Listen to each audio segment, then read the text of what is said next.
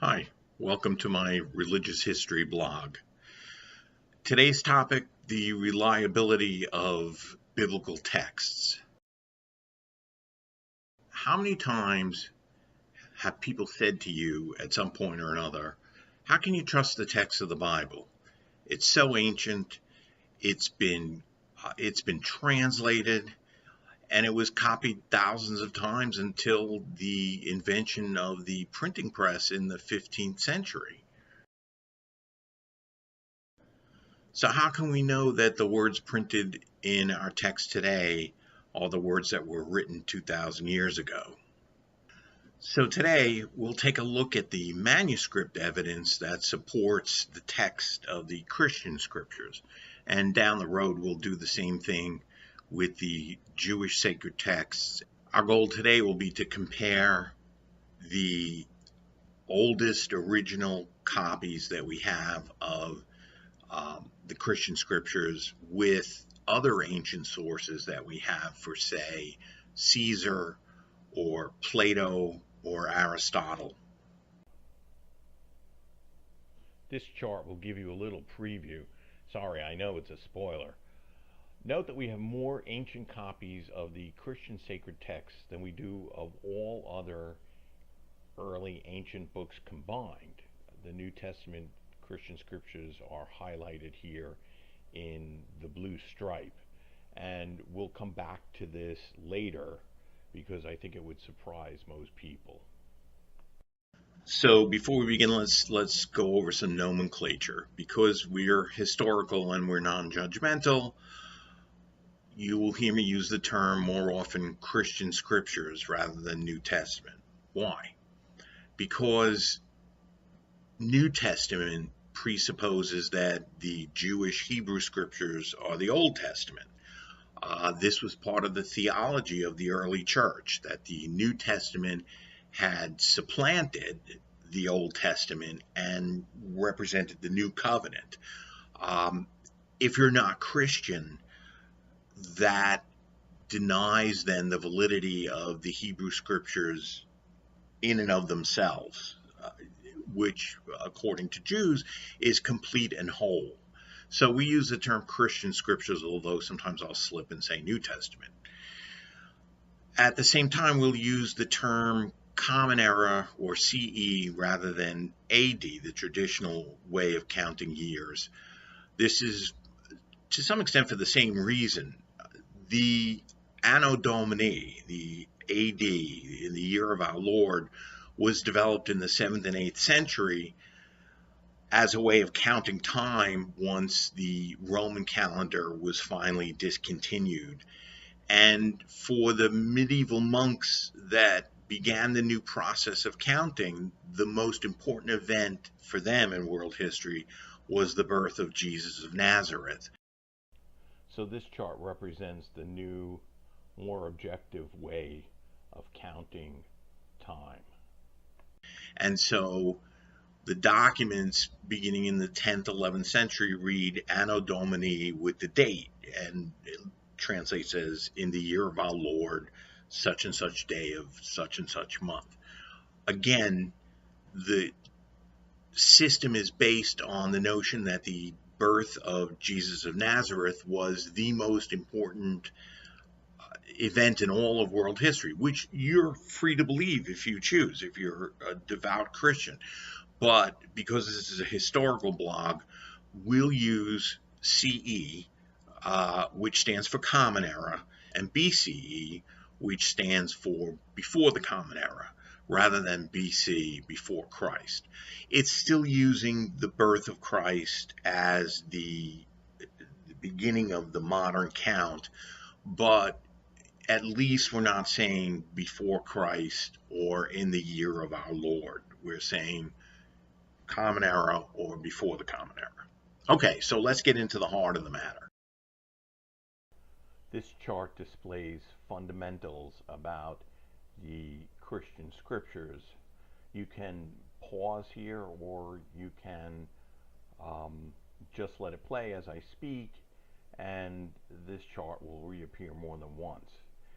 The first bulleted point is the one that tends to amuse me the most. When I ask students in class, what language is the New Testament written in? Invariably I get the response, well, it's in Hebrew, or some bright students say Aramaic, or even Latin. So when we look at why the Christian scriptures are written in Greek, there are several reasons. First and foremost, because Paul in the 50s brought the way, as it was called, Christianity, to Syria, to what we now call Turkey, Asia Minor, the Anatolian Peninsula, and to Greece.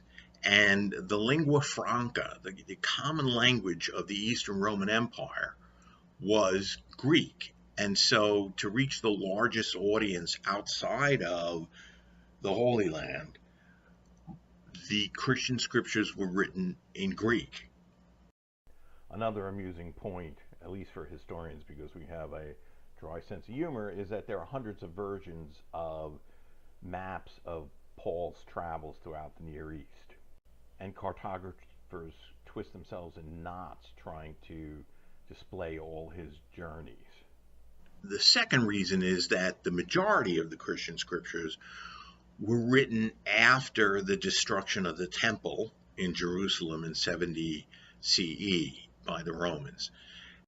The Christians interpreted the destruction of the temple as divinely sanctioned, that God had now rejected the sacrificial cult on the Temple Mount led by the Jewish priests, and now was giving sanction to the new Christian interpretation, which was that Jesus had replaced the sacrifices that were offered daily on the Temple Mount, the animal sacrifices. The Jews were the only people in ancient times to successfully rebel against Rome, destroying 2 Roman legions. Here you see the spoils from the temple carried away by the Roman soldiers. Here you see the gigantic limestone blocks that made up the temple platform hurled over the side by the Romans. The war was absolutely brutal. In its final month, the Romans were crucifying 500 rebels a day outside of the walls of Jerusalem so that the people in the city could see what would happen to them. The siege of Jerusalem lasted for over 6 months.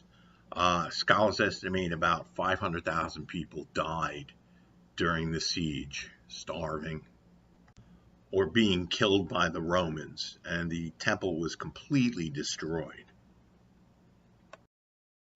And so the real split between the synagogue and the church occurs after the destruction of Jerusalem, when the original Christian Jewish community was basically dispersed. Actually, they had fled before the outbreak of the war, the 3-year war against the Romans. They had fled across the Jordan River to a town called Pella, believing that the dispute with the Romans was not theirs. Jews following the destruction of Jerusalem were forbidden to set foot in Jerusalem, and the Jewish diaspora expanded enormously. Jews were thrown out of the Holy Land by the Romans, and so the Christians, now the center of their new faith, the way, shifted to Greece, to Turkey, and to Rome as well. The Christian scriptures were composed between the 50s and as late maybe as 120 CE.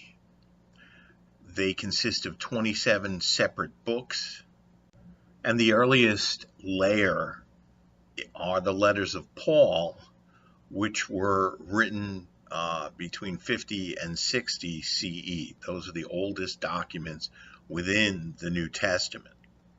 The 27 books were written at different times and in different places.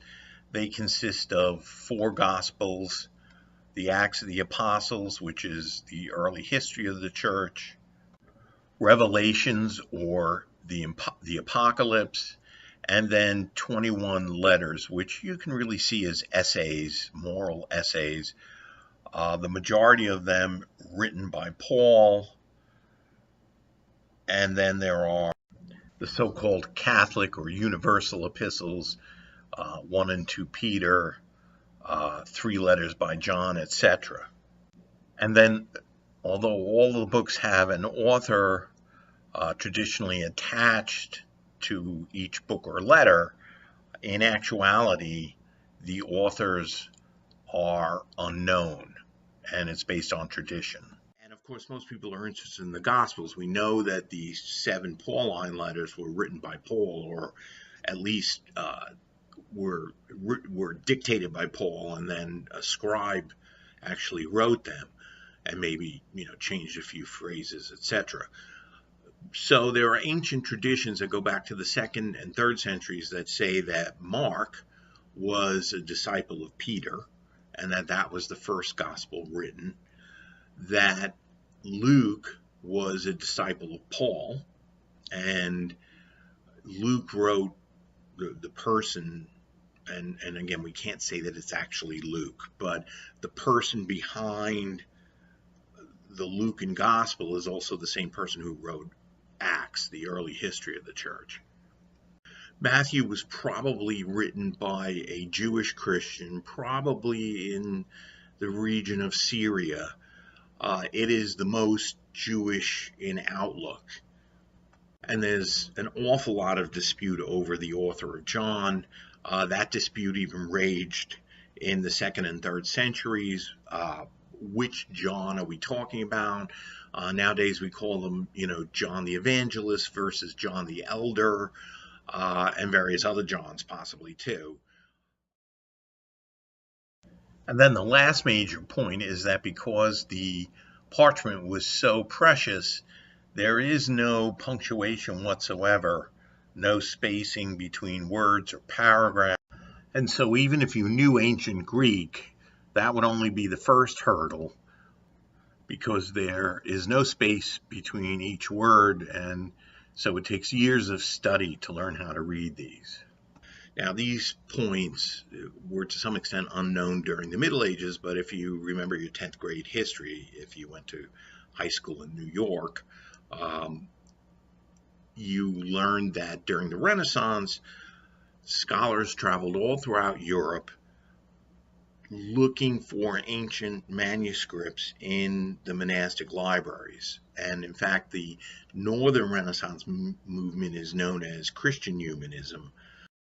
These very famous figures like Sir Thomas More and Erasmus of the Netherlands were prominent Christian humanist scholars. The emphasis in the Northern Renaissance was much more upon trying to reconcile the ancient Greco-Roman heritage that the humanists of Italy had popularized, to blend the classical heritage with the Christian heritage. And much to their horror and shock, as they began to collect the oldest Greek manuscripts that they had of any of the 27 books, they discovered that the books were written in merchants' Greek, in tradesmen's Greek, that these initial Christian authors in the 1st and 2nd centuries were not highly educated, and the authors of the Renaissance had become used to reading Plato and Aristotle, to reading the Homeric Greek, the ancient sagas, and they were stunned and dismayed to discover that the New Testament was written in everyday traders' Greek. And if you want to get a glimpse of this, go to BibleGateway.com, and it'll give you a whole list of translations that you can look at the Christian scriptures in. And if you go to Young's literal translation or the Disciples' literal translation, you'll get a sense of this. My take on it when you read through some passages is it would almost be as if my New York accent was worse than it is, which is hard to imagine. And I had grown up in Brooklyn, and I talked along the lines of, oh, so we went over there, and we says to these guys, we says, have you heard about this new guy preaching? And sort of this uh, in very simple tense, so it's hard to tell sometimes whether it's past, present, future, etc. People in the English speaking world are used to reading the Bible in the magnificent King James translation from the 17th century in England, the early 17th century. And the language is beautiful, it soars, it's majestic. One of the problems from a historical point of view is that it doesn't give you a good sense of either, say, Hebrew poetry, or the sense of the Greek text, where Jesus really is a storyteller with a lot of pithy lines and phrases, a lot of zingers.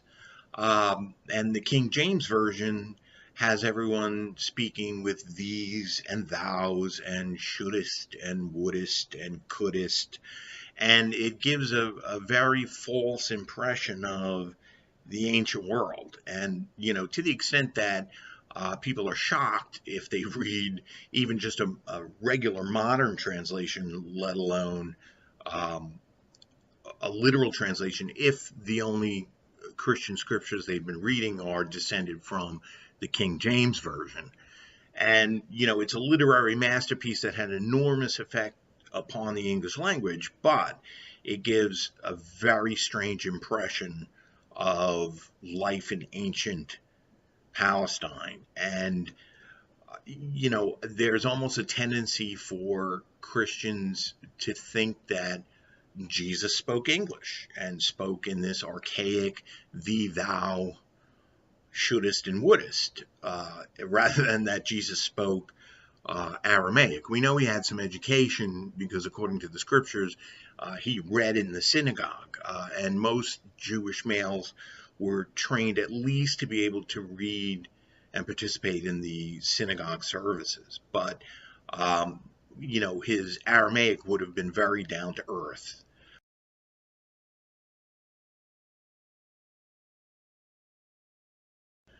Now, parchment and papyrus was extraordinarily expensive, and so there was no room to put spaces between words, between sentences. There were no paragraph markings, no punctuation of in capitals.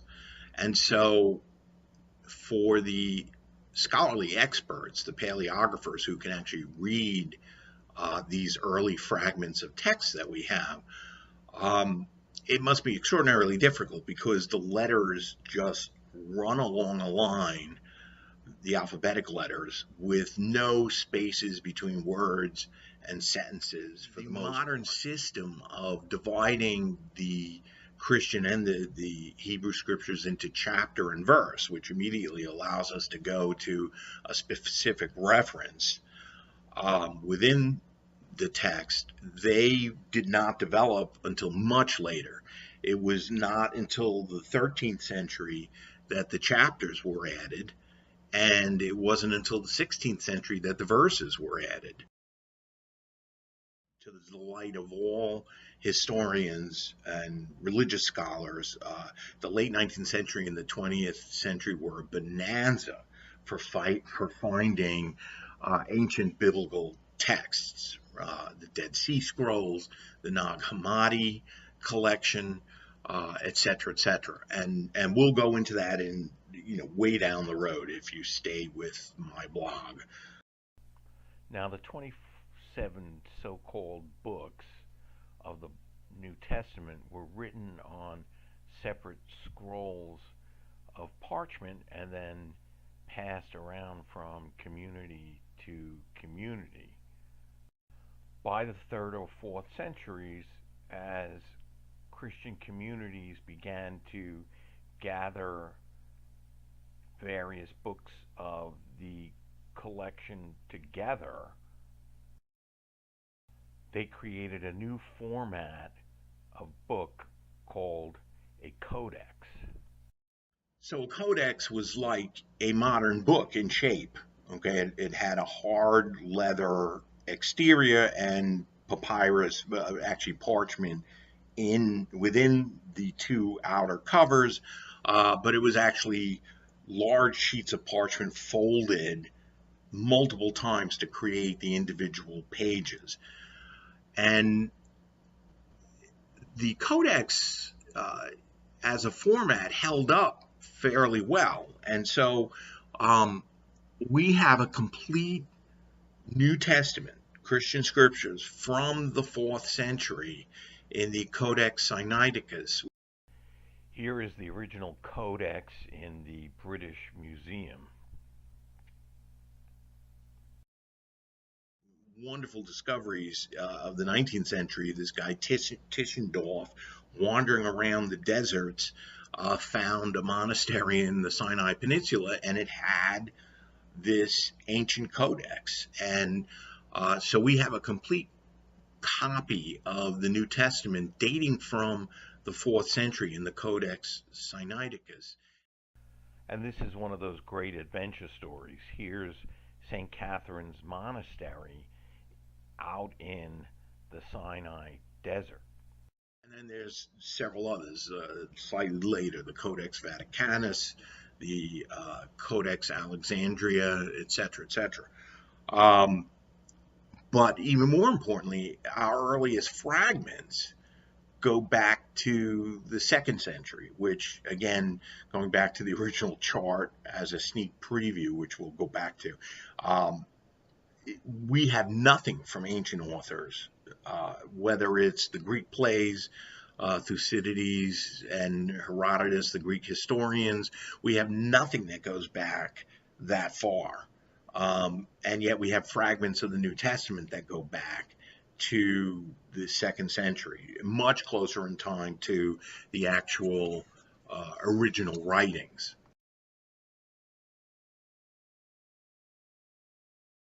The papyrus fragments are numbered and are kept in museums in climate-controlled cases. So a textbook example of this would be one of our most famous figures of the ancient Greco-Roman world, and that's Julius Caesar. And, you know, if we look at the sources that we have for the life of Caesar, you would think that we would have multiple sources going back to ancient times, but in fact we don't. You would be wrong. There are more copies of the Christian scriptures than there are of anything dealing with Caesar or any of the later Roman figures. So I had promised to bring this chart back up so that you could study it. The Greeks are all above the blue row, which represents the Christian scriptures, and then 3 famous Romans are below the Christian scriptures. Note that outside of the Christian scriptures, our best early collections are of Homer. But if you look, for instance, at Plato, our earliest copy only goes back to the 10th century, long after Plato's life. And this chart, which I made up, shows the actual sources that we have for Caesar. This chart shows that there are basically 2 sources of Caesar in his own words. The most important is his book about conquering Gaul, or modern-day France, and our earliest copy only goes back to the 800s, and yet nobody questions what did Caesar actually write. And our other sources for Caesar are biographical, basically from 3 historians, and again, the earliest goes back to the 9th century, long after Caesar died in 44 BCE. Now, I would say that we shouldn't be surprised at the lack of evidence.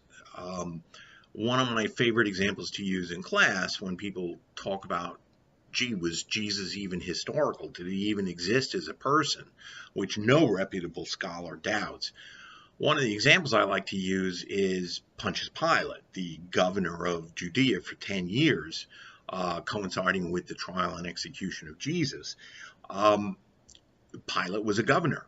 We know from some writings that survive from other governors that there was correspondence back and forth between the Roman governors and the emperor and the Senate in Rome. And yet, outside of the Christian scriptures, we only have three ancient sources that refer to Pilate. Probably one of the chief ones being Tacitus, a Roman historian. But, if when we're looking objectively, we don't use the scriptures themselves as historical proof. So outside of the scriptures, we have three mentions of Pilate. The primary text being Josephus's description of the Roman war against the Jews, and a brief mention in Tacitus and brief mentions in Philo, and that's it outside of the Greek scriptures, the New Testament. And again, because there have been amazing discoveries in the early 1960s in the Roman maritime city of Caesarea, on the coast of the Holy Land.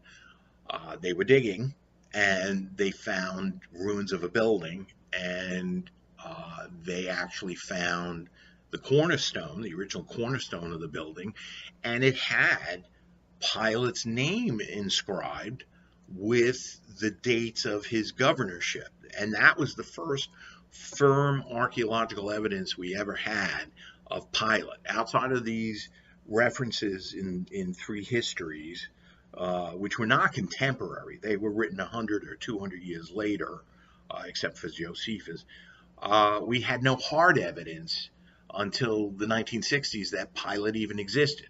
So if we don't have evidence for Pilate, who was a Roman governor, what evidence do we expect to find for an itinerant Jewish preacher who for 3 years wandered from town to town preaching?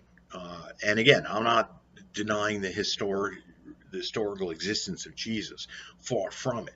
In fact, I'm saying he absolutely existed.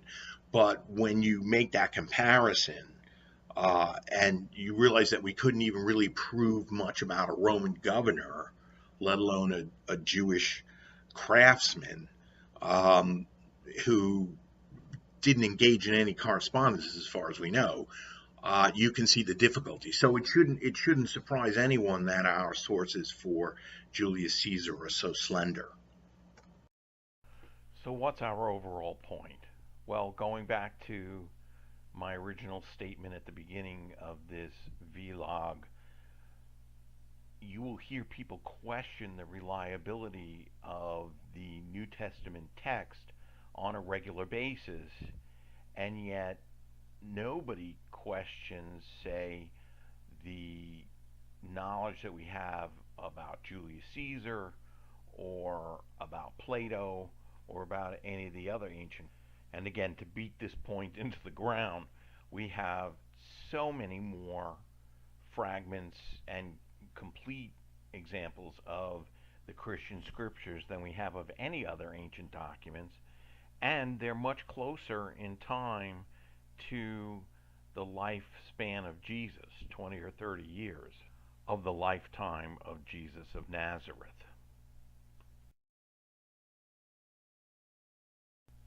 So next time we'll look at non-Christian sources for the historical existence of Jesus, because there are some. Jesus is mentioned in about 3 or 4 non-Christian early texts going back to the 2nd century, and we'll decide what can we say about Jesus based on both the Christian and the non-Christian sources from a historical perspective. So thanks for watching, pass it along to your friends, and feel free to support me on Patreon.com.